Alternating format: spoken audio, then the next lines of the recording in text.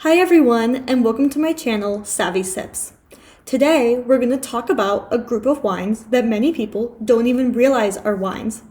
These are called fortified wines and include sherry, port, and vermouth. Before we start, let's answer the question, what does fortified mean? In wine terms, fortification is when another distilled spirit is added to the wine. Usually, the distilled spirit is brandy. The reason brandy is normally used is because brandy is made from distilling grapes, so wineries are able to make both the wine and the brandy. When you add the distilled spirit, it kills off the yeast. Since yeast turns sugar into alcohol, when you add the distilled spirit will help determine the flavor profile of the wine. If you add the spirit early in the process, the wine will be sweeter, and if you add the distilled spirit later in the process, the wine will be less sweet with a higher alcohol content. Usually, the alcohol content for a distilled wine is between 17 to 20%. The added alcohol extends shelf life, making it a great option for aging, but we will see an exception in this video. Because fortified wine is so shelf-stable, it was the preferred communion wine in the Middle Ages. Commonly, fortified wines are used as an aperitif before dinner or as a digestif after dinner. Some fortified wines are so sweet that they are also considered dessert wines. More on dessert wines in another episode, so stay tuned. But let's learn about the stars of fortified wines. Port comes from the Douro Valley in Portugal, which is a protected wine appellation. Port can be made from any grape grown in the Douro Valley. However, it is commonly made with Touriga Franca or Tempranillo grapes. Port has many different styles. Tawny ports are a brownish color and normally have sweet aging notes like caramel or chocolate-covered peanuts. Tawny ports are especially noteworthy because they are the only wine sold with ages. When you go to the store, you might see the labels say 20 years old or 30 years old. This age means how long the wine was aged in oak barrels at the winery itself. Because this wine is already aged for you, it is intended to drink now. White port is another version. However, it is only about 10% of all port production. White port normally stays in Portugal, where it is used as an aperitif in cocktail form called white port and tonic. Next is ruby port, which my boyfriend so lovingly describes as a mix between a Californian Cabernet Sauvignon and a Kentucky whiskey. I think this describes ruby ports perfectly, because simply it is a mix between red wine and a brandy. Last is vintage port. Vintage ports are not produced every year.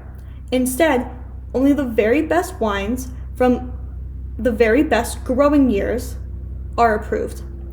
Interestingly enough, the Portugal government agency that works with ports, called the Instituto dos Vinhos do Douro e Porto, has to approve the vintage. In the early 2000s, for example, the only vintages declared was 2000, 2003, and 2007. Vintage ports can get very expensive and are a sought-after item for any wine collector's cellar.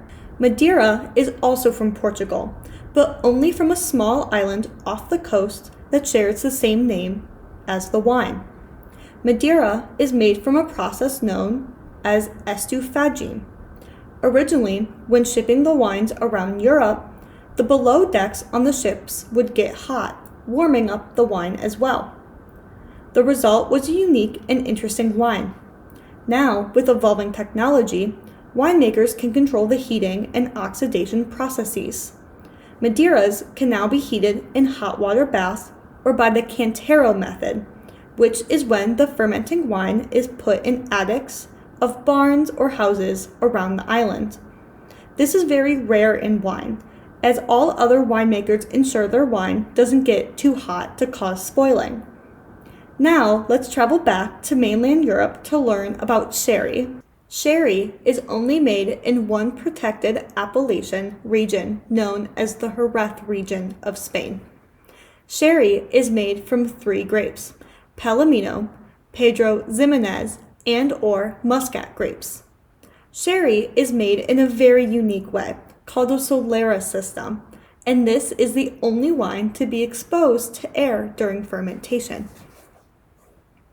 As the most aged wine is pulled from the bottom, the youngest wine is distributed to the next level, called the cridera. This mixing can occur multiple times, adding complexity to the wine that comes from weather ripening differences across the vineyard or across years. The yeast layer will sit between the wine and the air layer inside the barrel.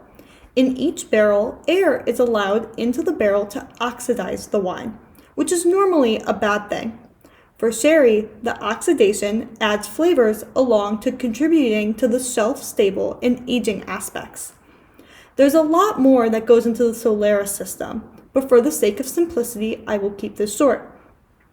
Taste profiles commonly include dried fruits, dark fruits, oaky, and nutty flavors. However, there are different types of sherry, 7 to be exact. Each of them has their own distinct flavor profiles and production methods. Here is a graphic showing all the different types. Take note of how some sherries are just like white wine, all the way to the darkest red. I have decided to not go into the types of sherry in this video because I want to ensure that my channel is beginner friendly. However, I can make another video dedicated just to sherry. Next, we are traveling to Italy, Sicily to be exact. Marsala was first made in 1773 in an attempt to replicate sherry. Marsala is made like any other fortified wine, with the addition of a distilled spirit. Marsala also undergoes the Solera method of aging. However, Marsala is then sweetened with grape juice or grape must, giving it a unique flavor that no other fortified wine has. Vermouth was born in Italy. However, it is now made in Italy, France, and Spain. Each country has their own style of producing the wine, giving each wine a different flavor profile. For example, if you are looking for a dry vermouth, look for a French production. Vermouth can be sweet or dry, red or white. Vermouth is a fortified wine, but also an aromatized wine. An aromatized wine is a wine that is flavored with herbs and spices. Some botanicals added to vermouth include lemon peels, sage, licorice root, lavender, and vanilla bean, but there are so many other flavors that can be added. Vermouth is a common cocktail ingredient, which is rare for wines. You might know some of its famous cocktails, which includes the Negroni, the Manhattan, and the Martini. Fortified wines are known as an old person drink. However, I think that they are underrated wines, and if more of the younger generations knew about them, they might enjoy them. Every time I meet someone that says they enjoy whiskey or another hard liquor, I always recommend they try a fortified wine. Fortified wines are also very important in cooking, as you might be familiar with sherry vinegar or marsala sauce. I hope you give these wines a chance. Even if you don't enjoy them as a drink, I hope you admire their vast complexity and use. Thank you for tuning in, and I will see you next time for dessert wines.